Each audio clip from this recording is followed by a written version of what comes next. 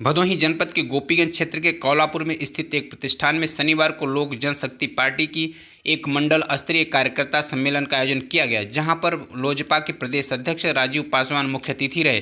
कार्यक्रम में पंचायत चुनाव की तैयारियों को लेकर के उन्होंने कार्यकर्ताओं को दिशा निर्देश दिया तथा उन्होंने कहा कि लोक जनशक्ति पार्टी पंचायत चुनाव अपने बलबूते पर लड़ेगी। और साथ में उन्होंने यह भी बताया कि 2027 विधानसभा चुनाव की तैयारियों के लिए पार्टी पूरी तरह कमर कसकर तैयार है।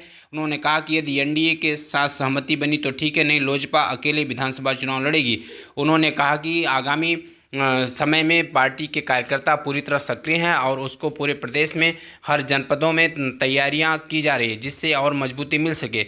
उन्होंने कहा कि जो पीडीए का दावा करने वाली कांग्रेस या समाजवादी के पार्टी के लोग हैं, ये लोग केवल राजनीति के चक्कर में लोगों को गुमराह करते हैं, जबकि हकीकत यह है कि ये लोग न तो पिछड़े वर्ग के लिए हितैषी हैं, न ही तो दलित वर्ग के लिए। उन्होंने कहा कि तमाम जगहों पर घटनाएँ होती हैं, जबकि समाजवादी पार्टी और कांग्रेस के लोग जाते नहीं कि राजनीति करके लोगों को गुमराह करते हैं।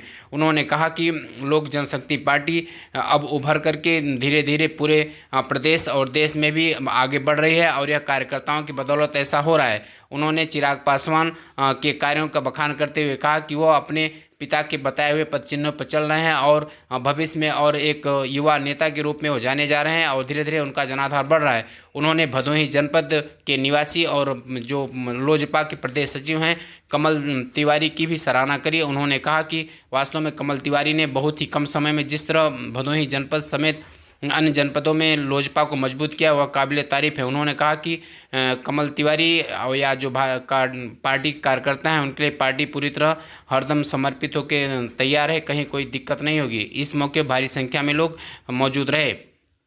2027 के पहले हमारा पंचायत चुनाव है। पंचायत चुनाव लोक जनशक्ति पार्टी रामविलास उत्तर प्रदेश में मजबूती के साथ अपने बलबूते पंचायत चुनाव लड़ने जा रहे हैं।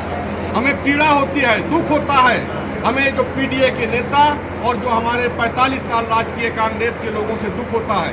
मजबूती से मांग करते हैं कि लोक जनशक्ति पार्टी बिहार में 2025 के साथ साथ उत्तर प्रदेश में मांग करती है कि पासवान को मुख्यमंत्री बनाए।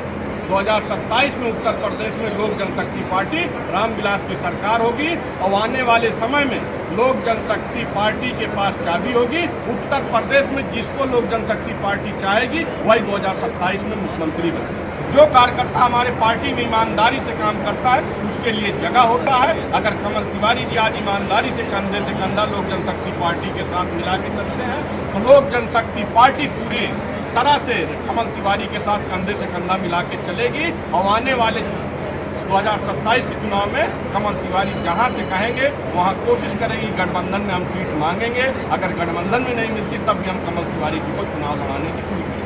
मैं तो अखिलेश यादव जी से पूछना चाहता हूं कि जिस तरह आप संविधान और आरक्षण की बात करते हैं, पदोन्नति आरक्षण का और SC/ST पदोन्नति आरक्षण का सबसे पहले समाजवादी पार्टी ने पार्लियामेंट में बिल पढ़वाने का काम किया था। मैं तो इस मंच के माध्यम से कहता हूं कि समाजवादी पार्टी और श्री अखिलेश यादव जी दलित विरोधी हैं। 2027 में अखिलेश यादव समाप्त हो जाए।